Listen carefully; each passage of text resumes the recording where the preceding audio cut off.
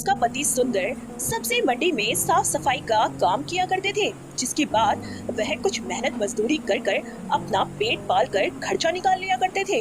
मधु 3 महीने से गर्भवती थी। एक दिन दोनों पति पत्नी शाम को काम से घर लौट रहे होते हैं। तभी मधु कहती है, सुनिए जी, सारी उम्र ऐसे मजदूरी से तो हम दोनों का पेट नहीं भर पाएगा, और फिर अब हमें हमारे होने वाले बच्चे के लिए भी तो सोचना है। आखिर कब तक हम ऐसे ही करते रहेंगे? मैं तुम्हारी बात अच्छे से समझ रहा हूँ मधु। मैं जल्दी कुछ ऐसा काम करूंगा जिससे हम कुछ बचत कर पाएं। इतना कहकर दोनों पति पत्नी घर की तरफ जाने लगते हैं। पैदल चलते चलते दोनों रोड पार कर रहे होते हैं।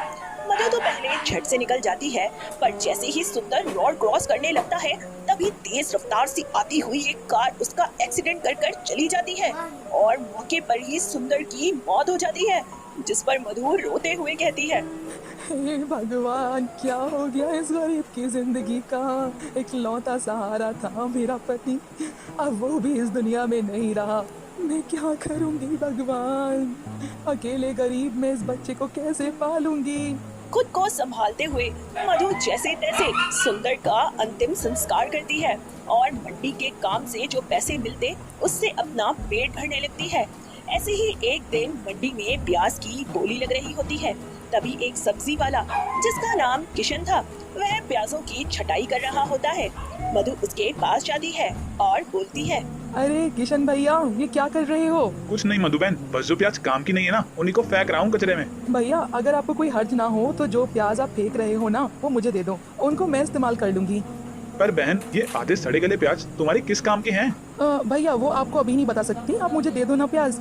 हाँ ठीक है, ले जाओ, वैसे ही हमारे किसी काम की तो है नहीं। किशन के कहने पर मधु सारे जमा किए प्याज को एक पन्नी में भर लेती है और अपने साथ घर ले जाती है, जिसके बाद वह खराब हुए प्याजों में से बढ़िया बढ़िया हिस्सा निकाल कर अलग कर लेती है और बाकी के सड़े हुए प्याजों को घर के पास की कच्ची जमीन में बो देती है। और अगले दिन मधु उन्हीं प्याजों से स्वादिष्ट प्याज के पराठे बनाती है और अपने साथ भी ले जाती है। और मंडी पहुंचकर मधु किशन को पराठे देते हुए कहती है, ये लो किशन भैया, अरे रोज रोज दाल चावल खाकर तुम बोर हो गए होगे, आज तुम कुछ नया खा लो, तुमको पसंद आएगा। अरे बहन, गरीब के नसीब में ही दाल चावल और सूखी रोटी है, इससे भी क्या नाराज होना और क्या खुश होना। वैसे तुम क्या लेकर आई हो?